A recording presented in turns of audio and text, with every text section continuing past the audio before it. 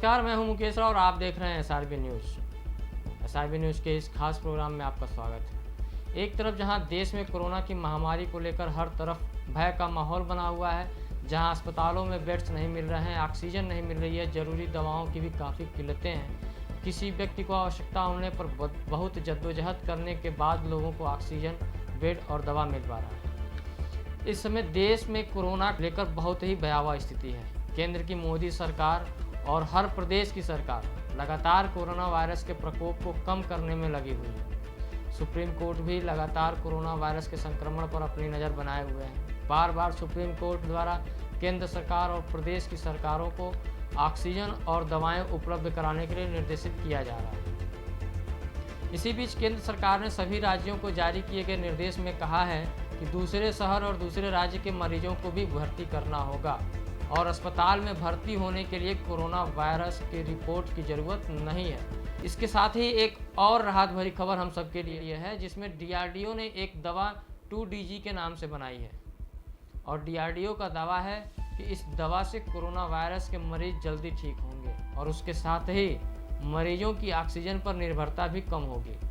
देश में DRDO की ओर से बनाई गई इस 2DG दवा को इमरजेंसी इस्तेमाल की मंजूरी मिल गई है। यह दवा एक पाउडर की तरह सैशे में आती है, जिसको आसानी से पानी में घोलकर पिया जा सकेगा। रक्षा मंत्रालय ने बताया कि चिकित्सीय परीक्षण में बड़ी संख्या में मरीजों की RT-PCR रिपोर्ट निगेटिव आई है। अधिक उम्र के लोगों में जो कोरोना के मरीज हैं, उन पर भी यह दवा असरदार है। रक्षा मंत्रालय ने कहा कि विभिन्न मानकों के प्रत्येक स्टैंडर्ड ऑफ केयर के मुकाबले 2DG से चिकित्सा लेने वाले मरीज जल्दी ठीक हुए हैं। रक्षा मंत्रालय के मुताबिक 2DG दवा वायरस से संक्रमित कोशिका में जमा होकर संक्रमण को बढ़ने से रोकती है। इस दवा का दिल्ली, यूपी, पश्चिम बंगाल, राजस्थान, महाराष्ट्र, आंध्र प्रदेश, तेलंगाना, कर्नाटक और तमिलनाडु में विभिन्न चरण में ट्रायल किया गया था। इस बीच एक बात और हम आपको स्पष्ट करते हैं कि ऐसा नहीं है कि DRDO ने तत्काल इस दवा का इजाद किया है। इस दवा पर पिछले वर्ष 2020 में जब कोविड संक्रमण शुरू हुआ था, तब से DRDO इस पर रिसर्च कर रही थी। इस दवा में SOC के मुकाबले यह अंतर जो मरीजों के ठीक होने का है, वह 2.5 दिन का रहा है। तीसरे दिन ही इस दवा से ऑक्सीजन पर निर्भरता में 31% की कमी, साथ ही लक्षण में 42% तक की कमी आ जाती है। इस दवा को हल्के से गंभीर स्तर के संक्रमितों के लिए सहायक चिकित्सा के तौर पर इस्तेमाल किया जा सकता है।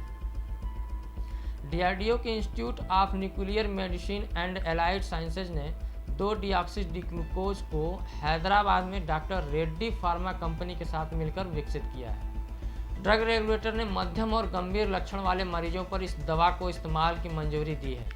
ग्लूकोज की जैसी होने की वजह से इसको भारी मात्रा में ही देश में बनाया जा सकता है।